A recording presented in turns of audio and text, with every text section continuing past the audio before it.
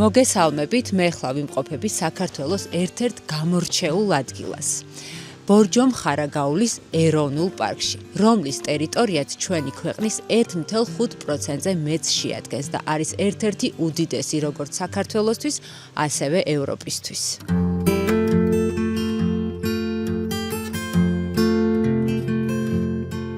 სანამ ტყეში შეხვალთ, აუცილებლად ეწვიეთ ვიზიტორთა ცენტრს. იქ სპეციალისტები დაგეხმარებიან თქვენზე მორგებული ბილიკის შერჩევაში. არჩევანი დიდია. არის როგორც მარტივი საოჯახო გზები, ისე რთული მარშრუტები თავგადასავლების მოყვარულთათვის. შეგიძლიათ დარჩეთ ტურისტულ თავშესაფარში ან გაშალოთ კარავი. მარშრუტზე გასვლამდე რეგისტრაცია ვიზიტორთა ცენტრში აუცილებელია. ეს თქვენივე უსაფრთხოებისთვისაა.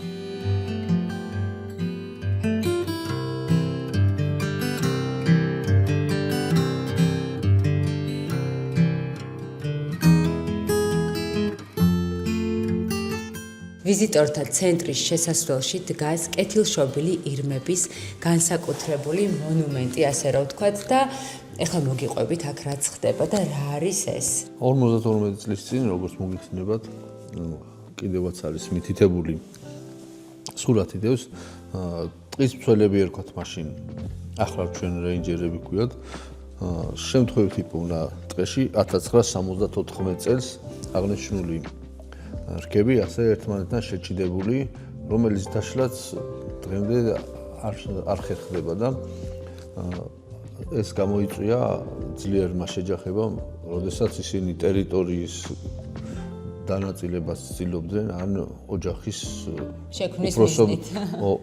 უფროსობა რომ უეპოვებინა და დაემარცხებინა უფრო სუსტი. შემოდგომაზე თუ მოგიწევთ ამ ტყეებში სეირნობა და ყვირილი შემოგესმათ ირმების, ეს არის ყვირალობის პერიოდი. ეს არის ფურირემის გულის მოსაგებად ერთგვარი ბრძოლა.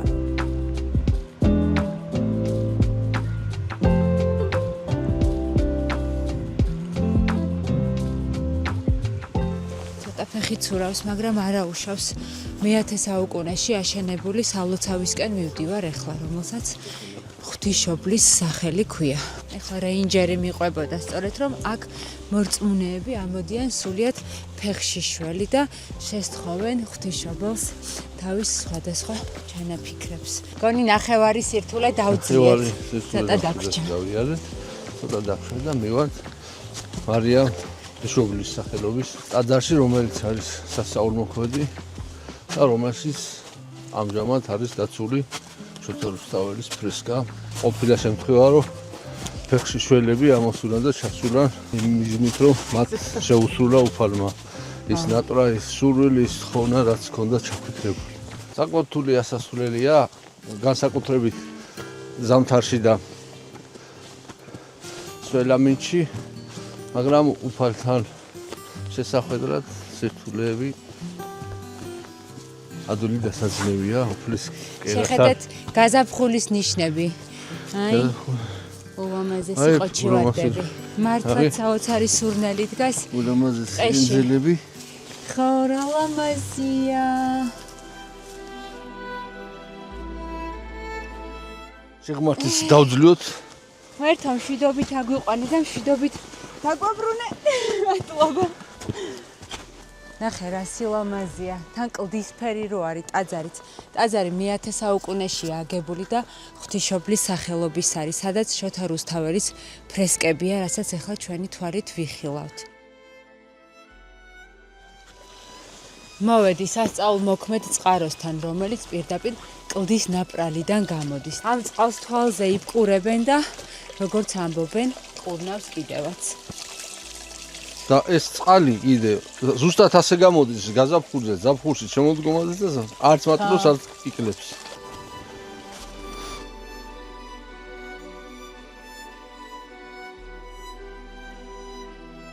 ნახეთ რა საოცრებაა. ულამაზესია, ულამაზესი არ არის ეხლა ეს ნამდვილად ეროვნული სიამაყე ჩვენი ქვეყნის. აი მე ჰაერიც როგორი სუფთაა, განსაკუთრებული.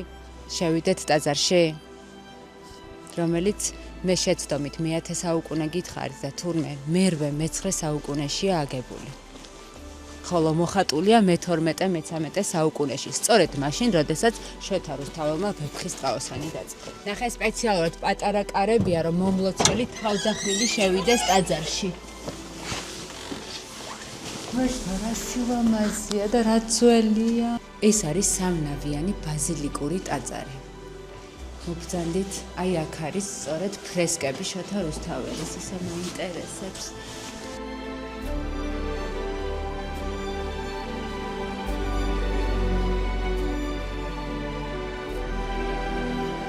ძალიან დიდი მადლობა, ვინც აქ ამომიყვანა საოცარი შთაბეჭდილებების ქვეშ ვარ.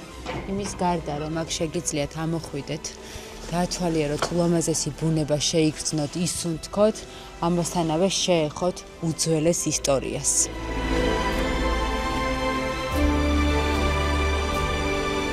ჩვენი ვიყოფებით ბორჯომხარაგაულის ეროვნულ პარკში. სულ რამოდენიმე 60-მდე სახეობის უძუნწოვარი და 100-ზე მეტი ფრინველის სახეობები არის ბორჯომხარაგაულის ეროვნულ პარკში. აქედან ყველაზე გამორჩეული მშვენება, რაც არის ბორჯომხარაგაულის ეროვნულ პარკის, ეს არის კეთილშობილი ირემი, რომლის პოპულაცია წლითაც-წლამდე ყოველწლიურად მატულობს.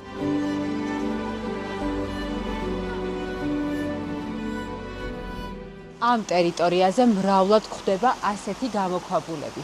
სწორედ ამიტომ ქვია ამ ხეობას ქვაბის ხევი. მოვედით, სწორედ აქედან იწყება ერთ-ერთი მთავარი ბილიკი, რომელსაც ნაკვალევის ბილიკი ქვია.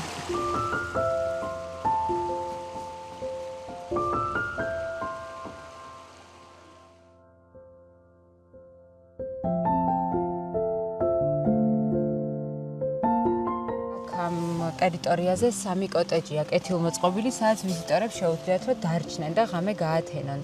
და ეს, რასაც მე ვხედავ, ეს რა კოტეჯია? აი ხრა ვართ პირველ ლოკაციაზე, რომელსაც კუკურას კოხი დავარქვით. ბატონი კუკური იყო ჩვენი ღვაწმოსილი თანამშრომელი, რომელიც 35 წელი ბორჯომხარაგაულის ეროვნულ პარკს ღირსეულად ემსახურებოდა, მის საპატივცემულოდ და მის სახელის უკდასაყოფად დავარქვით კუკურას კოხი აგრესიულ ტურისტულ თავშესაფარს, რომელიც შიგნიდან გარამაზებულია, გამოკვლულია. და შეიძლება დარჩეს ადამიანი. და შესაძლებელია დარჩეს. ადამიანი, ვისაც სურვილი გაუჩნდება. ჩვენ ვეძახით ამას მარტივად კეთილმოწყობილ თავშესაფრებს, ტურისტულ თავშესაფრებს, სადაც არის ღუმელი, სადაც არის მატრასი, სადაც არის საწოლები და მაგიდა. ტურისტს შეეძლოს კომფორტულად დაიშვენოს და მოეწყოს ტერიტორია. თუ გადაწყვეტთ, რომ დარჩეთ ამ კოტეჯში, აუცილებლად უნდა გაითვალისწინეთ, რომ გეცვათ მყარძირიანი ფეხსაცმელი, გქონდეთ წყალი, საკვები და კიდევ რა არის საჭირო? პირველად აუცილებელი არის ცეცხლის დასანთები, საშუალება გქონდეს ასანთი. წყალი აუცილებლად.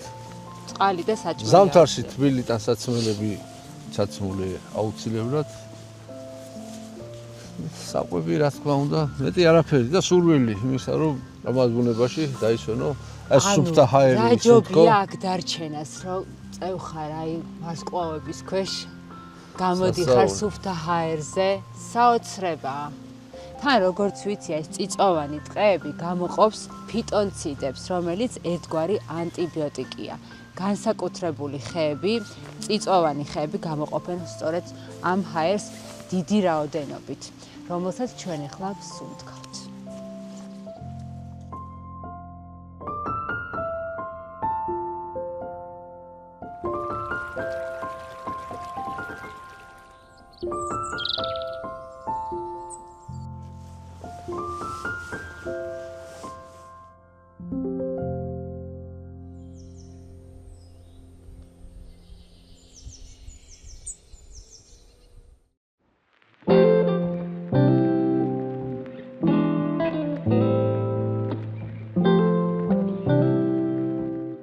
ახლა კი გაზაფხულია, თუმცა ბორჯომის ტყეში ჯერ კიდევ ზამთრის ელფერი ტრიალებს. მინდა აღვნიშნო, რომ ხეებს შორის პატარა გაზაფხულის პირველი მინიშნებები ცოცხლდება. გემშვიდობებით, მე ვარ ნათია ბაკურაძე. ეს კი ბორჯომხარაგაულის ეროვნული პარკია, რომელიც ნამდვილად არის საქართველოს ეროვნული სიამაყე.